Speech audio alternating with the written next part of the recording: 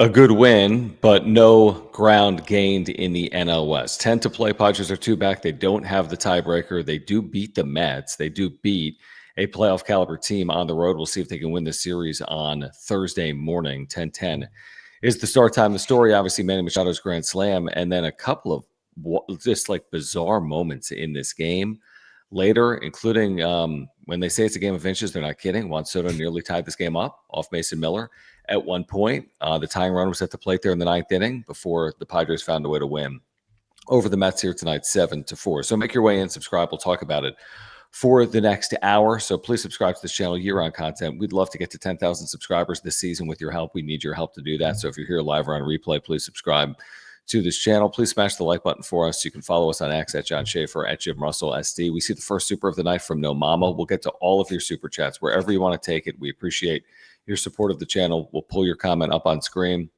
Click the $ below the chat box. We appreciate your support. If you want to become a member, you can click the join button down below. But it's a game they just had to have. I think if they lose tonight, Jim, they're out of the NL West race. They would have fallen 3 games back. They do win. You got one eye on the postseason, building some momentum. You've got one eye on the NL West. Machado, a big moment in a big game. He hits the grand slam. Padres win it 7-4, and that was basically the decisive moment for the Padres here tonight. Yeah, we'll get into the game, but like big picture stuff, I think what tonight and after all the results that happened tonight, they, by beating the Mets, hold the tiebreaker over the Mets. So the sixth seed kind of feels like, no, not happening. Even though I didn't feel that way to begin with at the beginning of the night, it's now pretty much definitive. Like that 6th seed, not happening because they hold tiebreakers over the Mets, the Giants. I don't know about Arizona. They play the Arizona 3 more times. Who cares? Arizona's not passing them. It doesn't matter. The 6th seed feels like that's done with. Okay. So don't have to worry about that anymore.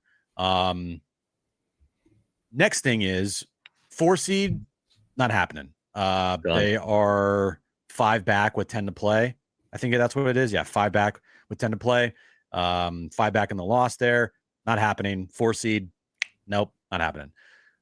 Dodgers, by them winning tonight, I said on John and Jim today, like if the Padres win the game, and this was after the Manny Grand Slam, go Phillies. Like they needed the Phillies to win tonight.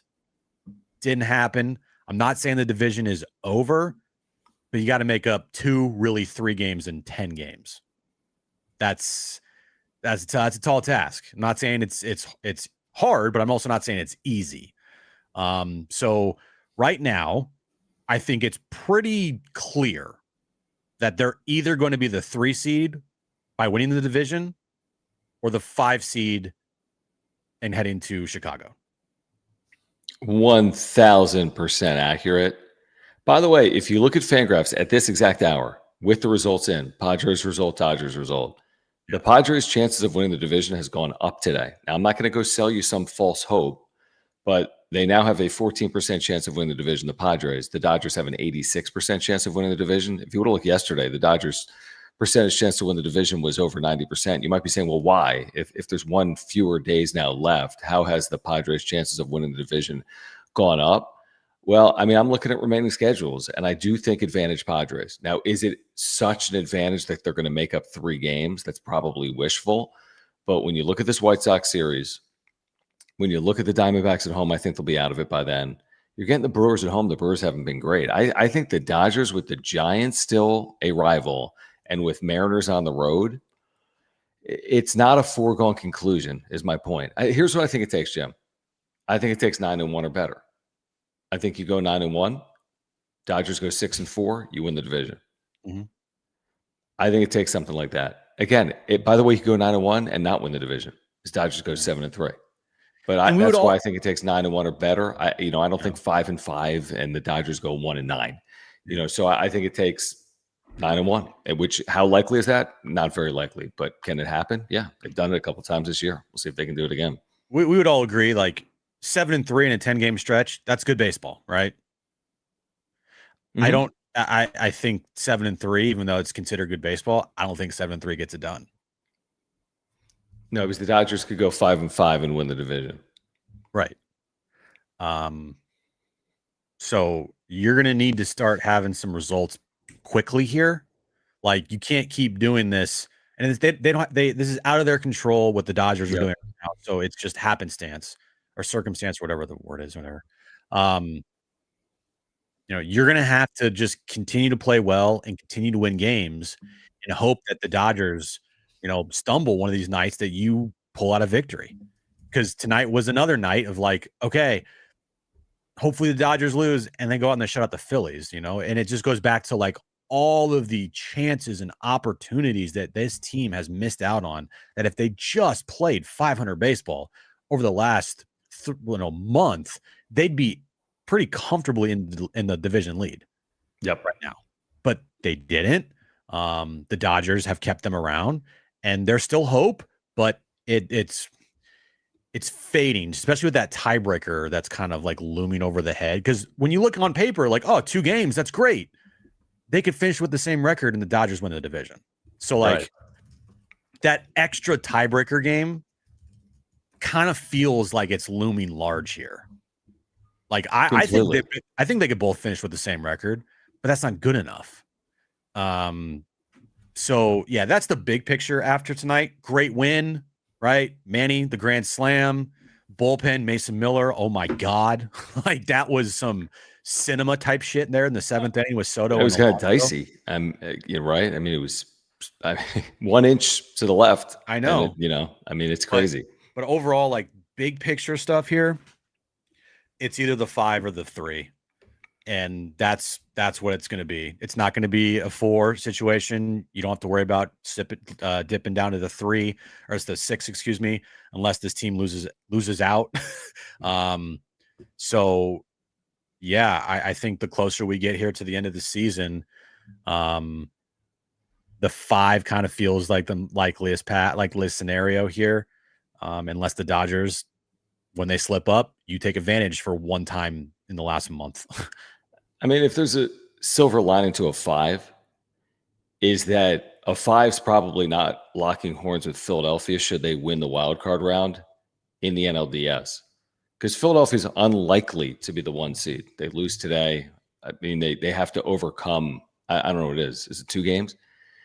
So to pass Milwaukee. No, 3. They're 3 back in the loss column. Yeah, so they're very likely. They're basically locking up that 2 seed, which means if you do win the division, which everyone's going to take, I mean, you're hosting a wild card series, but if you win the division, you're going to Philadelphia in the NLDS. Yeah. If you win the division. Philadelphia's been the hottest team in the National League. They're 50-5 with tonight in their last 20 games. If you don't win this division, yeah, you got to go to Wrigley. That's not easy. None of this is going to be easy. But if you're fortunate enough to survive the Cubs, you're going to Milwaukee, which is the more desirable path from the outside looking in than going to Philadelphia. There's no question about that. And the Padres are about to play the Brewers. And guess what? The Padres will be favored to win that series at home because the Padres have been great at home. So they'll have some confidence if they're able to do that against the Brewers next week. So listen, I don't think the 5 seed's a death knell. I really don't. And it's not some excuse. I'm not saying, oh, I'd rather it be the 5 seed than the 3 seed. I'm just giving you, like, if there's a cause for optimism, or if you can, see your way into that 5 seed, it doesn't mean the season is over because you're the 5 seed, or the season is saved because you're the 3 seed. I don't think it's as simple as that. I really don't. So whatever path it is, it's not going to be easy. I mean, the goals for this fan base and for this team are to make a run. So whatever the path is going to be, it's going to be hard to make a run. But I could tell you on the pros and the cons of multiple seeds. I think it's harder, obviously, as a road team in a wild card series. But if that's the path, that's the path. And to be a really good team and to go where you want to go, you're going to have to win some road games. So that might be the path that they're, about to go on here in a couple of weeks. And they made the NLCS as a 5 seed in 2022. It plays no role in this year's team, like, at all.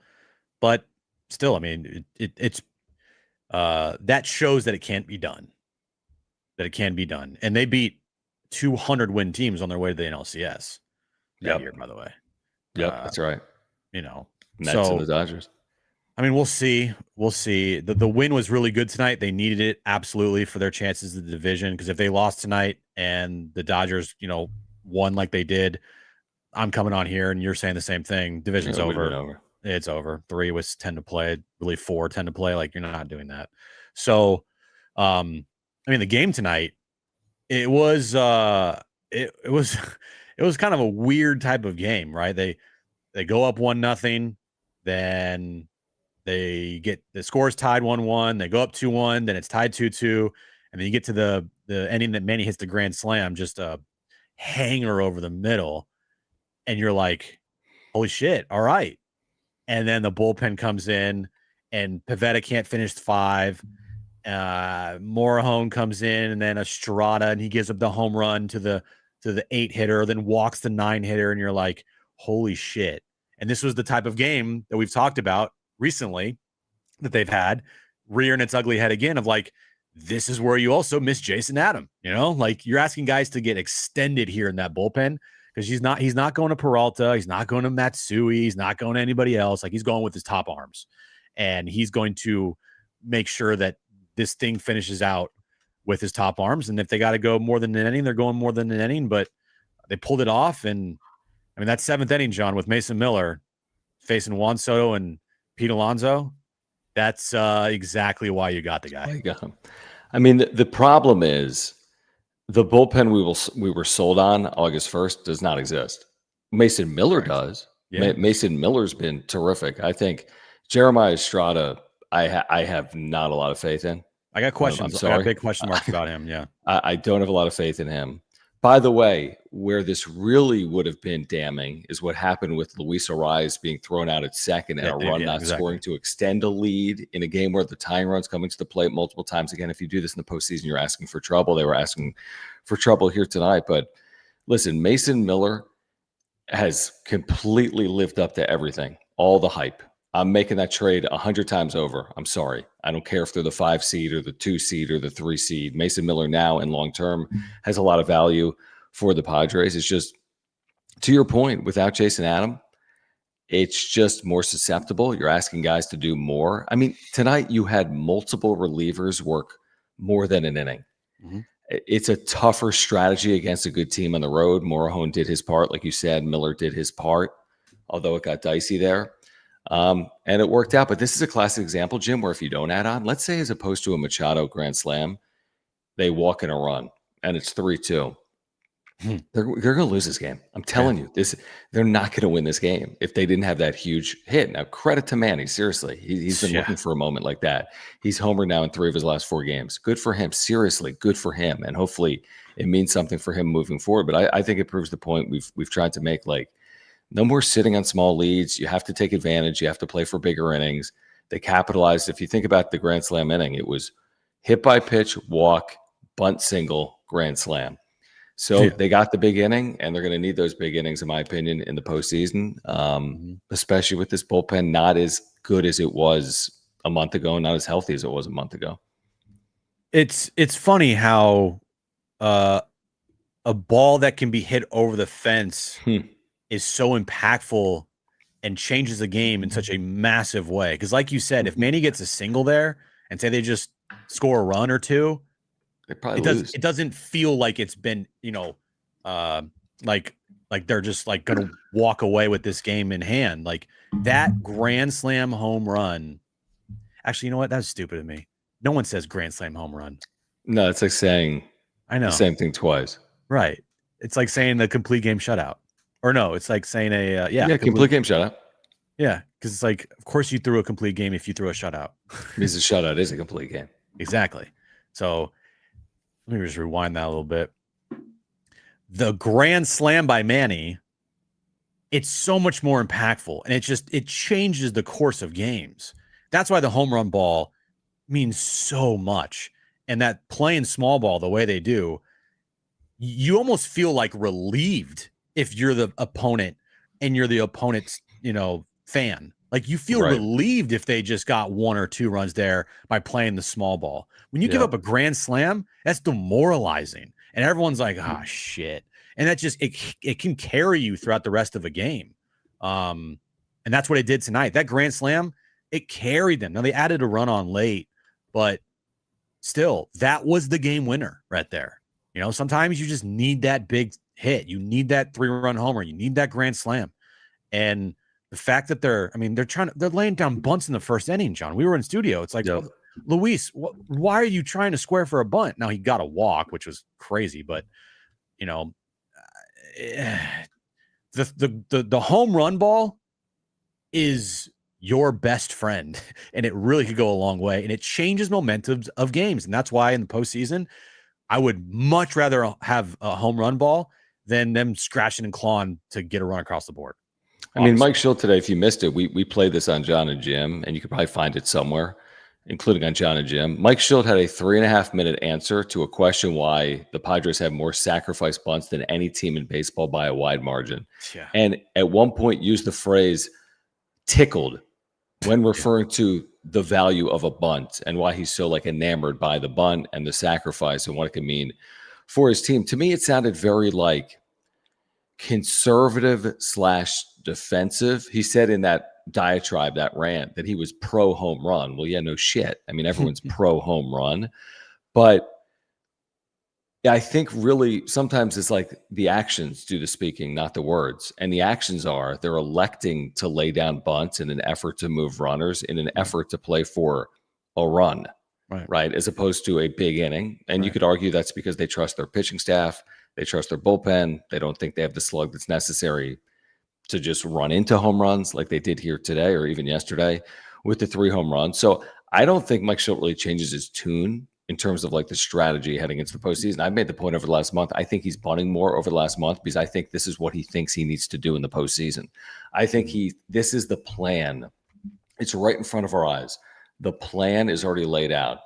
Get a guy on, get a guy over, get a guy in, and try to sit with small leads as opposed to play for big innings, which are a little bit more of a gamble. You can, you play a number in roulette, you can win 35-1, or you can, win nothing. So I think they're going to play for smaller innings. I think they're going to try to sit on 2-0 and 2-1 and 3-2 leads. And if it works, amazing. And if it doesn't, it's like you go down with the strategy that you've implemented. If you're Mike Shildt, I think it's a little soft. I think it's a lot soft, and I think it's very conservative. I think it works in 1977. I don't know if it's going to work as much in 2025, but we'll all be privy to it. We'll all watch it play out in real time in 13 days when the playoffs start. There is a time and a place for sack bunting, for laying down bunts, and all that. Obviously, there's a time and a place. I'm not saying never, ever lay down a sack bunt or never lay down a bunt. I thought the bunt in the inning that Manny hit the grand slam, was that a rise, or who was it that laid down that bunt? It was a clean bunt from Arise. Okay, that wasn't a sacrifice. That was a bunting for a base hit. I'm bunting for a base hit. So there's different types of bunts. So I'm not anti every type of bunt, but I will say the strategy sometimes that Mike Shildt deploys, live by the bunt, you're going to die by the bunt. Because giving up outs in the postseason are the most precious thing that you have to covet as a baseball team. Giving up outs in a regular season game on a Tuesday night in August, okay, I can complain about it. You can complain about it. But in the grand scheme of things, okay, whatever, this game tomorrow, whatever, right? But when you're in the postseason in a crucial game 5, right, of a 7-game series or whatever, and you're giving up outs to just scratch across one run in the 5th inning, that will come back to bite you in the ass. Guarantee it. I agree. I do. I agree with that. And we'll see. I mean, again, we're going to watch this thing play out in a matter of days. All right, let's get to some of the super chats. There's about 450 people here live. So again, if you haven't subscribed, if you could help us get to 10,000 subscribers, we're pushing 9,700. So please subscribe to this channel. We'd love to get to 9,700 at some point sooner rather than later, and 10,000 hopefully before the end of the season. So please subscribe, and thank you for the super chats. We appreciate your support, like this one from No Mama. Just click the $ below the chat box. We will get to all of your supers here on screen tonight. No Mama, thank you. No Mama saying using Kyle Hart and more high leverage. Using Kyle Hart in more high leverage, he's been better, obviously, his last 3 or 4 times out, but you got to consider circumstances. And when these pitchers are appearing and what the score is, is my guess. I mean, they have their 4 better options. I don't know if David Morgan's coming back or not. Even beyond the 4, there's some pieces in there that are probably 5th and 6th before Kyle Hart. I think what they like about Hart, Jim, And the reason he could be on a playoff roster is he gives you innings if you need them. If you have a short start, if you're out of a game, if you're up big, if you're down big, it's a guy that can give you multiple innings. He has been better here recently, but I don't see Kyle Hart being asked to fill leverage spots for this team in the postseason. That would shock me. Yeah, I think that only players out of the bullpen that will be in high leverage situations in the postseason with the lead are the 4 guys we saw tonight: Morejon, Estrada, Miller, Suarez, and I think in certain situations, Wandy Peralta. 100% Peralta, yeah. Like those are the guys Mike Shildt will be leaning on the most in the postseason. That's just my guess. Hart is a guy that you bring in when you are trailing. Hart is a guy that you bring in if you don't have any other option. Lead. Yeah, 9-0 lead, exactly, in the 9th inning or the 8th inning, right? Then you start an inning with him, yeah. Yeah. So that's when you see Kyle Hart. I don't see Kyle Hart becoming a high leverage guy here this late in the season, because he did have a nice outing yesterday. He struck out I think he struck out the side, had 5 strikeouts, maybe more. I don't exactly remember, but yeah, the 4 guys we saw tonight, and then Wandy Peralta. Those are your high leverage guys in the postseason. Yeah, they have enough when it comes to leverage. There's a number of built-in off days in the postseason if you are lucky enough to advance. Right. That I think with 5-ish leverage arms, you have enough, hopefully, to navigate it with the off days as well. Alex, thank you, man, for the super chat. He says he was at Citi Field for Tatis's 22 Grand Slam. Was there today for Manny's no ground game, but nothing sweeter than a silenced New Yorker. Yeah, you could hear. We played the Don Orsillo call on the radio. I mean, to quiet an entire crowd, especially to do it in New York, in Queens, a big crowd, right? Alex was there. Yeah. Listen, the Mets need these games arguably more than the Padres, like what Jim said to start the show. The Padres are making the postseason. It's a formality. The magic number is 4. They could do it by losing out in all likelihood, but the Mets can't. The Mets cannot lose out and make the postseason. I mean, the Mets are clinging for their playoff lives. They're a game and a half up on Arizona, a game and a half. That is far from a guarantee. Mm-hmm. So, yeah, I'm sure that was a sweet victory for the Padres against a hungry team. Now, can they do it again tomorrow to win the series? That goes a long way. We've talked about it. They don't win series against good teams traditionally on the road this year. So that goes a long way for me if they can win tomorrow at 10-10. Yeah, a home run is way better to silence the crowd than a sack bunt to move a guy over and then a sack fly to drive him in. Which happened in like the first inning. Right. Happens a lot with this Padres team. That's at least that's what their goal is a lot of times, is like, let's just get this runner in. You know? Like, no, don't you guys want to silence the crowd? Don't you guys want to have like a momentum type swing back in your favor? That's what Manny's Grand Slam was. That was a momentum changing swing for the game that you knew in that moment, if you're a Mets fan, this one's probably over. Yeah. You're right. That's exactly right. I mean, the odds of coming back from that aren't high. I mean, to their credit, they got back in the game.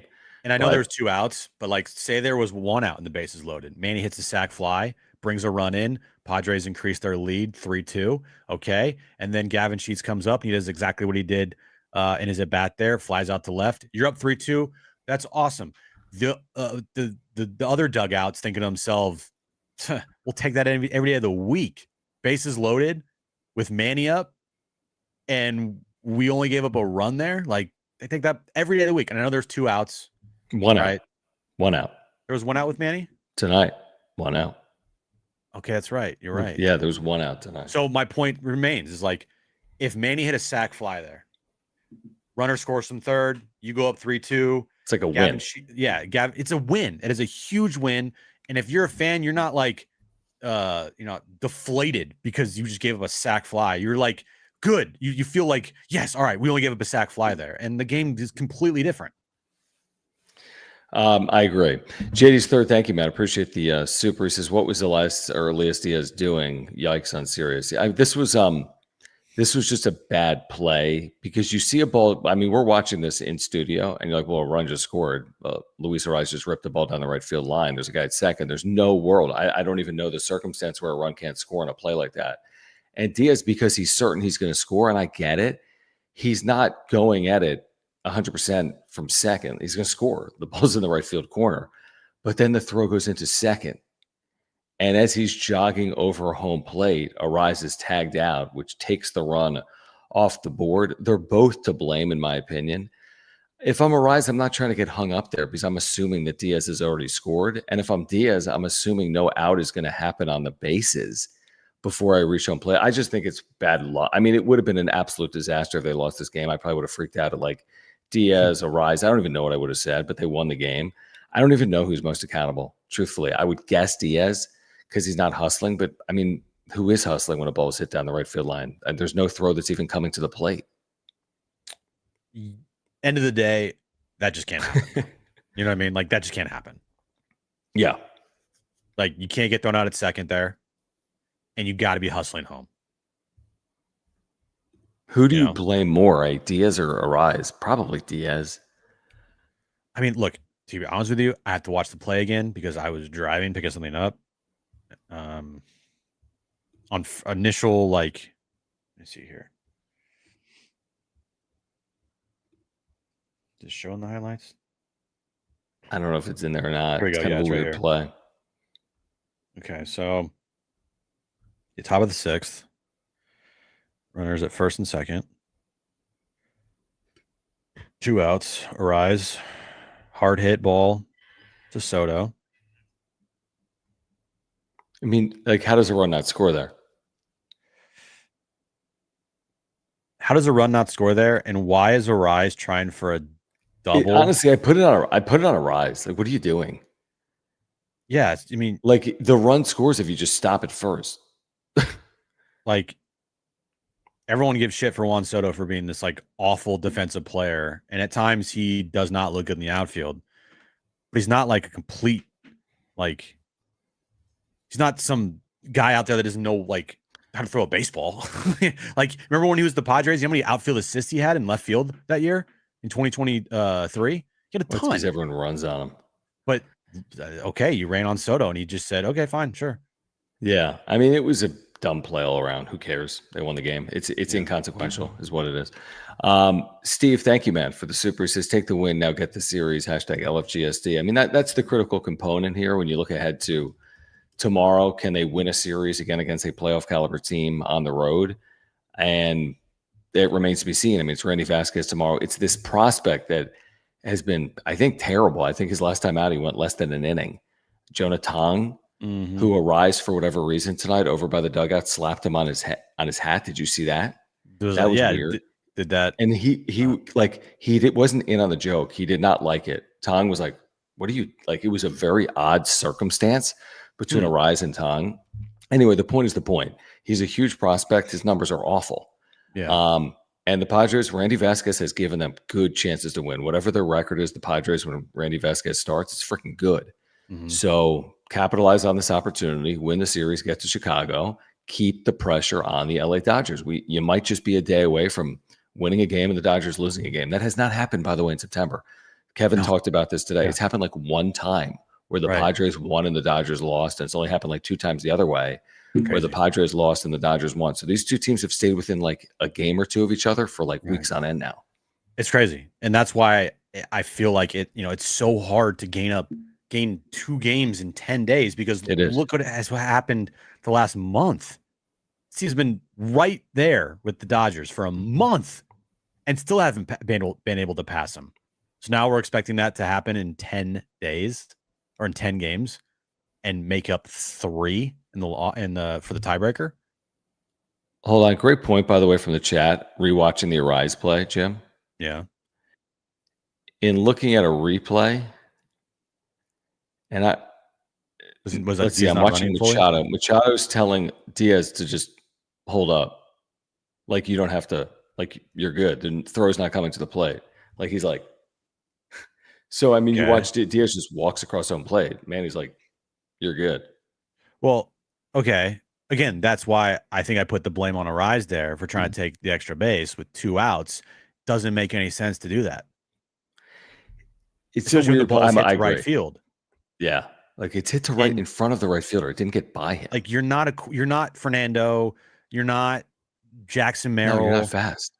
And you were out by like a good couple feet. Yeah. You're the slowest fast guy ever.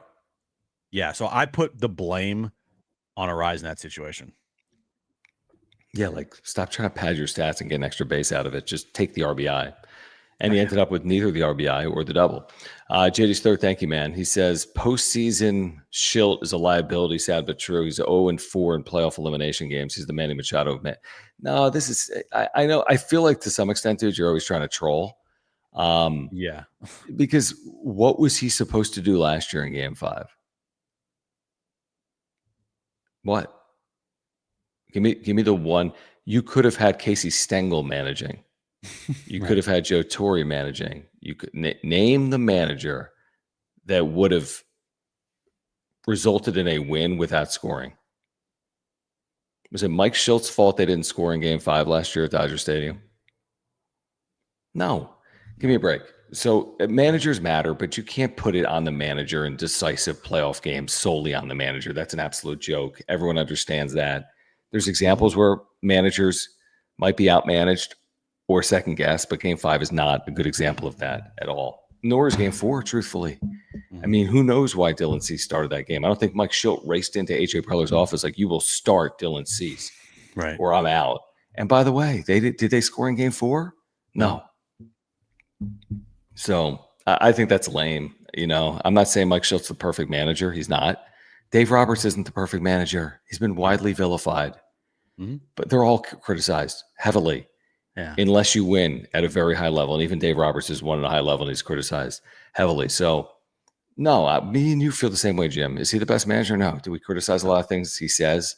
Yeah. Yeah, 100%. But I'm not blaming Mike Shildt because the Padres lost the Dodgers last year in Game 5. In Game 5, no. But I will blame Mike Shildt for pitching to Ohtani in Game 1. I will put some of the blame on Mike Shildt for having Dylan Cease out there on short rest in Game 4. That's where I would put blame for Shildt. And it cost him the series. I mean, those two moves there, pitching to Ohtani in Game 1 and then being a part of the conversation that ended up to agreeing to have Cease pitch Game 4. Yeah, I put those on Shildt. Fair, and I said that in real time in Game 1, and I was critical of Shildt last year in the postseason in the Dodgers series. It's still hard for me to go down the Game 4 path on Shildt because I don't know what happened, and they didn't score. Yeah, they lost 6-0 or something. I mean, they could have lost 1-0. They could have had freaking Cy Young on the mound if you don't score. Yeah, exactly. You know?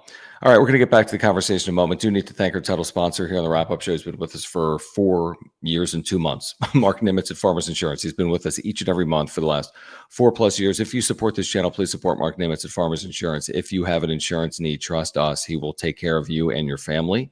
He's going to save you time and money, and if you ever need him, he will be there for you. He's been there for my family. He'll be there for your family. I've got homeowners, life insurance, earthquake insurance through Mark. He does auto, he does renters, whatever you need. Click the link in the description down below to get a free quote online. Call Mark. He'll talk to you about the Padres. Trust me. And he'll talk to you about saving money on your insurance. I had to file a claim in 2022. He saved us so much time and money. If you ever need him for any reason, he is there for you. Pick up the phone, text him, email him. He'll get back to you immediately. So before you renew your current policy, get in contact with Mark Nimitz. Click that link in the description down below. And if you support this channel, please support Mark Nimitz at Farmers Insurance. Yeah, all his information is on that ticker there. mnimitz at farmersagent.com. And you reach out to Mark, let him know that John and Jim from the wrap-up show sent you. So again, the story tonight obviously is Machado. It's winning in New York. You know, Pavetta doesn't make it out of 5. Allows 3 home runs. The silver lining is 3 solo home runs. The Mets have hit, 7 home runs in this series, if I'm counting that properly. Almost 8 with Soto tonight. The ball just went foul. I mean, that was insane. Yeah. So, Pavetta, I think you if there's one guy you're asking for to give you in the postseason the 5+ innings, it's Nick Pavetta, obviously, based on what he's done by and large this year, but they figured it out. It was nice to have the insurance runs on the Machado grand slam. Couple of hits from Tatis, right? Encouraging. A couple of hits from Arise, including the one where he was thrown out at second base. Laureano, by the way, was mired in a 3 for 33 coming in, had 2 hits here today. Merrill's hot, dude. 2 more hits from Jackson Merrill. So, like when I say multi-hit games from Tatis, Arraez, Machado, Merrill, how many times did that happen this year? All 4 with multi-hit games in the same game. I'll say twice, not more than that. So, like, this is a rarity. You had 4 multi-hit games from the big 4. Like, I can count that on one hand. I promise you that this year. The thing with Pavetta that you have to look at, I mean, it's you have to look at stats. Baseball is a game of stats. His home ERA compared to road ERA it's not like super concerning, but it is something to point out. At home, he's been incredible. A 2.22 ERA at home. He's 8-1 at Petco Park with a 2.22 in 16 starts. In 14 starts on the road, still a very good record. He's, well, not very good, but I mean, it's acceptable. 5-4 with a 3.55 ERA on the road. So like a 1.5 difference almost. Yeah. And you saw it tonight, didn't make it through 5. He gave him the chance to win, obviously, and he came up big in some moments, but like if you're starting on the road and you're starting with Nick Pavetta, you're not going to most likely get the Nick Pavetta that we see at Petco Park. You're going to get a little lesser version of that on the road. And you just maybe hope that, that game 1 start, he pitches like he's pitched at Petco instead of pitching what he's done on the road this season, especially the last time he pitched at Wrigley Field, and it was not pretty. Yeah, I like that. That's an interesting point I hadn't fully thought about, although I know we've discussed it. So, yeah, you go all the way back to in Chicago, 3 innings, 6 hits, 3 runs. Yeah. So that's not acceptable, obviously. Now, it was April 5th, which will be start of the season. Exactly 1/2 of an actual calendar year away from October 1st or whatever, right? 6 months removed from that start. I don't even remember the weather, their conditions, and it was fine. Knows? It wasn't even bad. It was fine. Yeah, normal weather. But I mean, it's so long ago that I'm not going to say because he went 3 innings and allowed 3 runs, that's necessarily the result the next time he faces the Cubs at Wrigley. Could be better, could be worse. I mean, I really have no idea. By the way, when he faced the Cubs at Petco, 6 innings, 1 run. Yeah, well, that just shows like his road home splits. They're a thing. It's not like he's pitched poorly on the road, but a 3.55 ERA, that's pretty good. It's not great. It's okay. But when you have a 2.2, 2 ERA at home and you're 8-1 and you go on the road and you're 5-4 with a 3.55, it's like something to point out, something to look at 100%. And kind of have that knowing going into a series that probably not going to get the Nick Pavetta that we see at Petco Park, which has been dominant all year. And you're probably going to get more close to a Nick Pavetta that we saw tonight. And remember, well, you're right on Pavetta. It's a team thing. Yep. The team isn't good on the road. Pavetta's been good enough, but the team in general will finish this year under 500 on the road. Their best possible record is now 40-41. That's if they win their next 4 road games. So they're 36-41. That's not a good winning percentage. No, it's fine. You can get by when you're 20 games over, whatever they are at home, but that's the value of playing games at home. Like we were talking about, this is not a great road team. They're okay, and they're not good against good teams on the road. Matt, appreciate you, man. Thank you for the generous super chat, guys. If you are here, please subscribe here on content for you. Please help us get to 9,700 subscribers and subscribe if you're here live or on replay. And thank you for the super chats and the super thanks. If you're here on replay, just click that $sign below the chat box. He says, hey guys, big fan of your work. Thank you, man. Says Dodgers have a big test ahead with their schedule and the bullpen is in rough shape, or the bullpen's rough. I'm a Dodgers fan. I think the Padres are in this. Interesting perspective. I mean, I think the Padres are in it as well. I mean, look at the schedule, Jim. 4 against the Giants, who are a rival and have played, for whatever reason, well enough down the stretch. And then 3 in Arizona. Is that right? Yes. Yeah. And then 3 in Seattle. Like, that's honestly, if you told me that was how the Padres were finishing, I'd be like freaking out. Like if the Padres are trying to hold a 2-game lead with that remaining schedule, I would be holding on for dear life If I knew they still had to go to Arizona, I call it the House of Horrors for the Padres. If I knew they still had to go to Seattle, as good as the Mariners have been at home, with as much as they have to play for.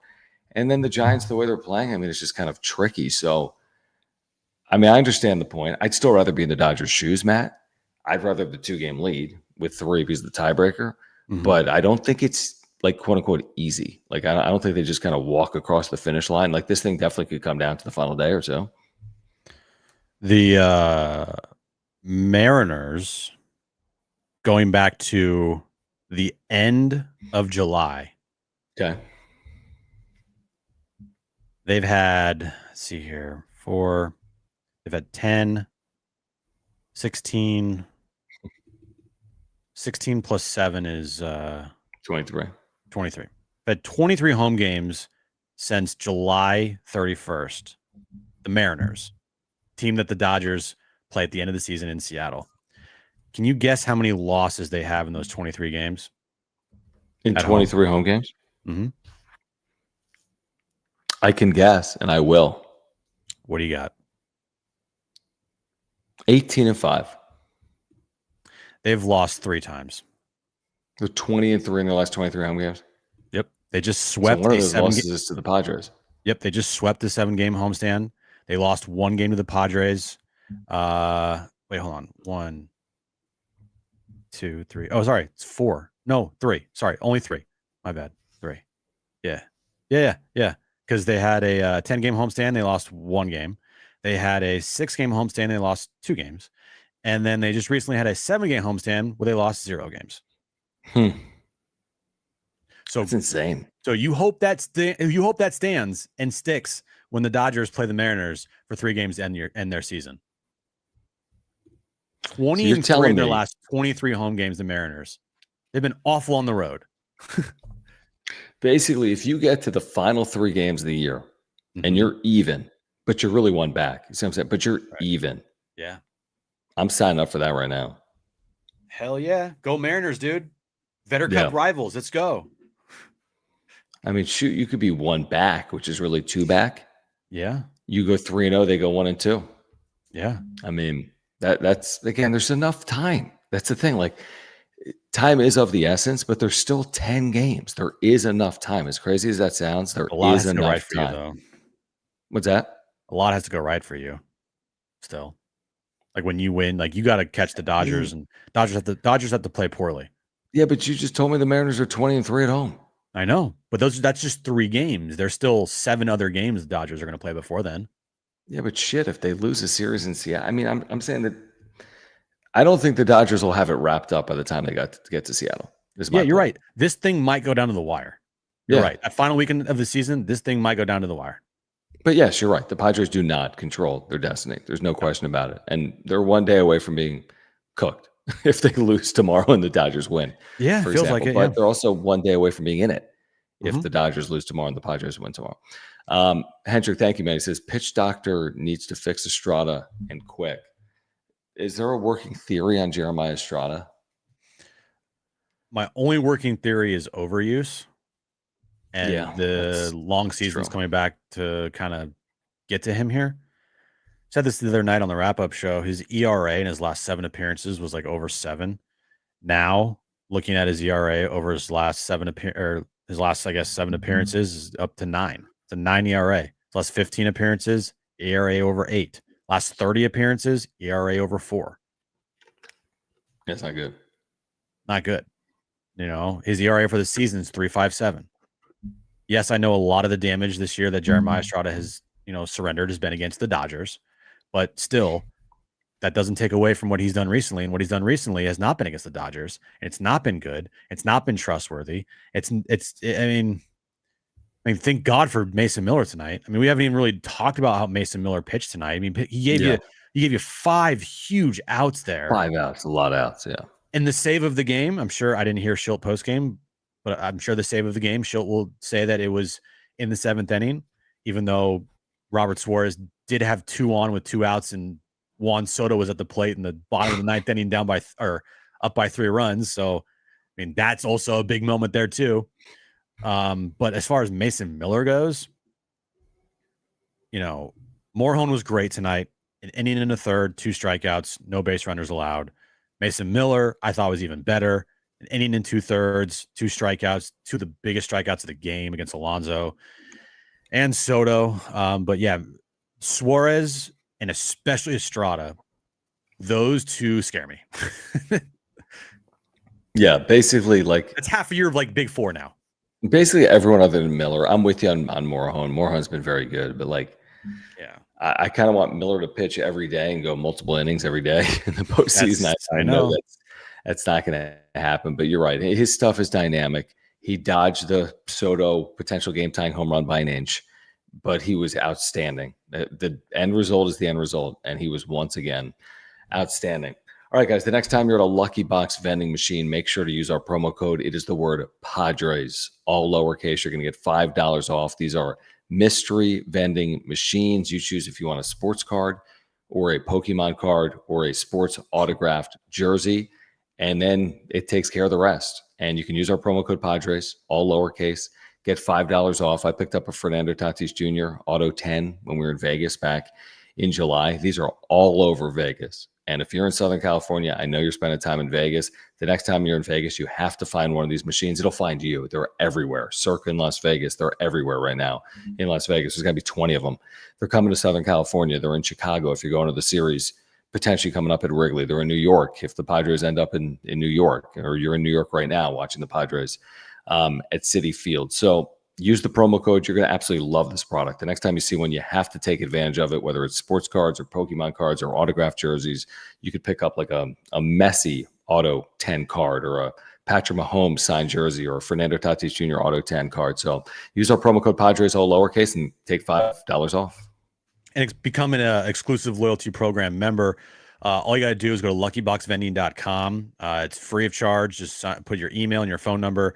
Once you do that, you get insider perks, early location drops, and exclusive giveaways like chance to win signed memorabilia. So if you want to become a loyalty program Golden Ticket Club member, just go to luckyboxvending.com or scan a QR code at any machine in the country. I'm going to get to the super that just rolled in here from Jeff in a second, but someone put, and I mean, I'm a math guy, but DS just said, just look at how bad we are as fans. A simple standard deviation with 10 games left is 32%. Jim's not going to get this. Or 3.2 games, so 3 games. So why are they cooked if they drop a game to 3 games? Let me explain why. Because they're not 3 games back if they fall to 3 games back. They're 4 games back. And the damning part of that is there are no longer 10 games remaining if you're 4 back. There are now 9 games remaining. Wow. You're cooked at 4 back. Trust me, the math will not support overcoming 4 games. It's possible, unless you're perfect. 1 in 100. Unless you're perfect and the Dodgers slip up. That's exactly right. So I'm telling you, they cannot fall 3 games back at any point from today until the final, until elimination. They cannot fall further behind. Yeah, don't look at the standings and look at the number 2 as far in the game back column and think that they're 2 back right now, because they're not. They're not. The Dodgers own the tiebreaker. There's no game 163 anymore. Yep. So even if they finished with the same record, say they're 90 and 72 or 91 and 71, whatever. Tiebreaker goes to the Dodgers. They win the National League West, even if they have the same record. So they have to outplay them in the final 10 games remaining of the year. So the 2 back and the 2 back in the loss column, it's not 2 back. It's 3 because they need to outplay them by at least a game. If the Padres end up with a record of 91 and 71, the Dodgers need to finish 90 and 72 for the Padres to win the division. Yep. That's exactly right. So, I mean, again, that's the hard part, man. You see 2 games like, it's doable, but it's not 2 games. And that might just be enough to give the Dodgers the division potentially in 2025. We'll see. They could still win the division by 5 games, LA. I mean, they could. We'll see what happens. Or they could lose this division by a game. Jeff, thank you, man. Appreciate you as always. He says, with magic number now at 4, which is crazy. I'm bummed we probably won't get to see them clinch at Petco in front of the fans. P.S. Jim, how'd that Annie shout-out go? What was the Annie shout-out? So when I was doing a wrap-up show solo on Friday, Jeff's celebrity crush is Annie. So he was asking if I could put a good word in for him.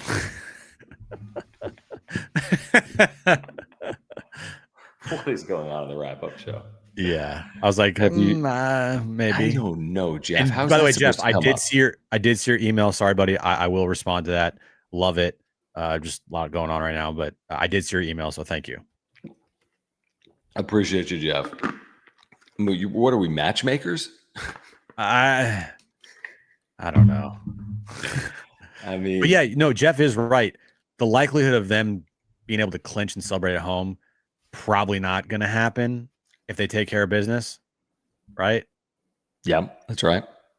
It's kind of a bummer because there's a world where, you know, and it's, hopefully it doesn't happen, but there's definitely a world where they could clinch a postseason berth on the road. They could clinch a wild card victory while they're on the road.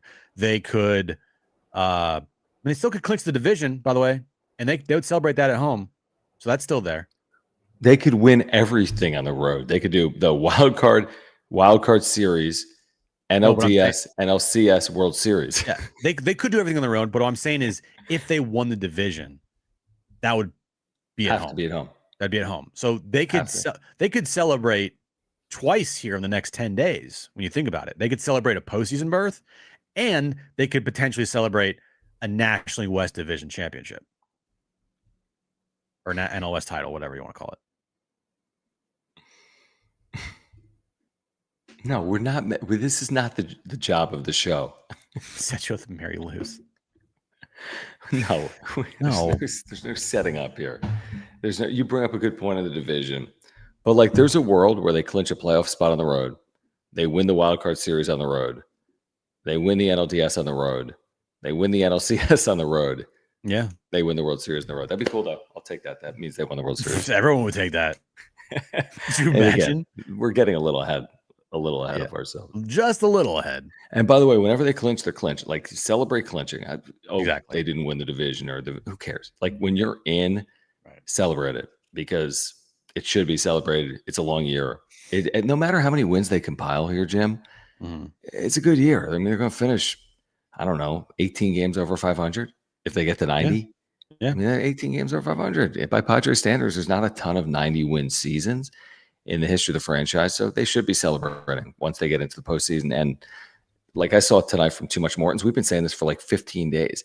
If there's anyone out there that does not think the Padres are a playoff team, and I saw it as recently as yesterday on the wrap-up show, people are telling me, playoffs, LOL, they can't even get a hit with runners in scoring position. The two aren't tied to each other. You could be the worst hitting team with runners in scoring position ever, but if you win 90 games and you're in the playoffs, you're in the playoffs. So like, don't tell me they're not in the playoffs. It's the dumbest take ever. I see them in the comments, see it in my replies. Like, get a clue. All right, SeatGeek, get to Petco Park next week and see the Padres and see if they can win this division or secure a better seed than the 5 seed in the upcoming playoffs. And over at SeatGeek, if you use our promo code PADSWRAP, that's PADSWRAP, you're going to get $20 off your first order of $50 or more. With our friends over at SeatGeek, we've been able to hook you guys up. Again, $20 off your first purchase of $50 or more with our promo code PADSWRAP. Just click that link in the description, download the app, have the code automatically added to your account so you can use it later. And we do want to thank our friends over at SeatGeek. Padres will be home to take on the Brewers next week. You can get a pair of tickets for $64 with fees, 32 times 2, $64 with fees. Take $20 off. You're getting in 2 tickets for $44 or about $20 a ticket. So whether it's the Brewers series or the Diamondback series or college football or basketball or concerts or other events, make sure to take advantage with our friends at SeatGeek. Use the promo code PADSWRAP. Yeah. SeatGeek's MLB's official ticket marketplace. Your tickets, they're fully guaranteed and instantly fulfilled in your account. After you purchase, like John said, all you got to do is use our promo code PADSWRAP, PADSWRAP, for $20 off tickets at SeatGeek for your very first order.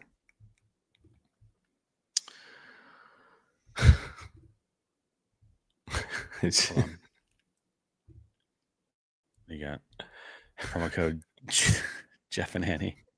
It's hilarious. Hey, man, you can shoot your shot, bro. It's just your shot. She has social media. You can slide in the DMs. Slide in the DMs. No one's stopping you. I'm sure you have Twitter, right? You got Instagram. Slide in those DMs, bro. Slide in. Slide in. I posted a poll. Do you still think the Padres can win the division? 300 votes. 300 votes on YouTube while we've been live. 38% say yes. Okay. 38% of our viewers, about 300 votes, say the Padres can still win the division. I know we've been talking about this for the second half of the year, ever since the Dodgers had a 9-game lead, July 3rd, and the Padres cut into that immediately and at one point took a 1-game lead, and they did that actually twice. Again, if I was a betting man, I'm choosing LA to win the division. I just have to be honest. I can't sit here and go sell you on something I don't fully believe in. But just because that's what is likely to happen with the math doesn't mean it's 100% going to happen. Mm-hmm. JD's third following up by saying Dodgers are 6-3 against the Giants this season. Okay. Mm-hmm. Great. Like, think about it this way. You would need, because they play the Giants for 4, right? They do. Okay. Say they split that 4-game series. Yeah, very possible, right? Yeah. Padres need to go 4-0 in the next 4 just to be tied. And even then. Yeah, but you could even go 3-1. Okay, 3-1. You're 1 back, but really 2 back. There's 6 to play. Yeah. Yep. Okay. But I'm just saying, like if we want this thing to be tied heading home for the final 6 games of the season, you need to go 4-0 here. Dodgers need to go split the series with the Giants. And then I feel like if they're tied going to the final 6 games of the year, Dodgers play 6 on the road, Padres play 6 at home. I feel much more confident in their chances to win the division if that were to happen. If that happens, I feel like the Padres are favored to win the division. Probably because at home, the Padres are really good. And on the road, I don't know what the Dodgers road record is, but it's definitely not as good as their home. I mean, their home record's incredible, but their road records, So, we'll see, man. But you just made a pretty damn compelling argument by saying, okay, the Dodgers split against the Giants. Completely possible. 100%. Padres sweep a series against the White Sox. Completely possible. I got to win tomorrow. Dude, if you told me right now, I'm signing up for 1 back with 6 to play. I'll take my chances. Yep. I'll take my chances. I mean, you go 5-1 on the homestand, they go 3-3. You're freaking drinking champagne that Sunday. I'll take my chances. That's what it was. It was like if the Padres win the next 4 games, they will have successfully had a 5-1 road trip to finish up their season. And that's what we said. Didn't we say, like, hey, 5-1, you like kind of feel like you got to go 5-1 on this road trip here. Mm-hmm. So that's what you're looking at. It's possible, but you got to win tomorrow, and you got to take care of business in Chicago against the White Sox. You just have to. You can't have a game where you slip up like you have against the Rockies. Taking 2 or 3 in this situation might not be good enough. You're right, and it was John that says we need to win out to win the division. My guess is they don't. My guess is I don't think they're winning. They can afford to lose a game or two because I just don't think I don't believe that much in the Dodgers right now. And by right now, I mean the second half of the year. I think most Dodger fans feel the same way. We had a super chat earlier tonight from a Dodger fan. It's like, dude, I mean, you guys are right in it. Like, we have a tough schedule to close. I mean, the Dodgers since the 3rd of July are under 500. No, since the 1st of July are under 500. So, again, we'll see where the chips fall at the end of the day. And, of course, the Dodgers are the favorite. They're 2 games up with a tiebreaker with 10 to play. So, of course, they're the favorite at this point, but we'll see where the chips fall. All right, Underdog Fantasy, guys. Make sure to take advantage. The best and easiest place to play fantasy sports. They've got 3 terrific offers going on for you right now with our promo code PODSWRAP. That's PADSWRAP. The first offer, get $50 in bonus funds when you play just $5. The second offer, get a 50% deposit match up to $1,000. Their best offer ever.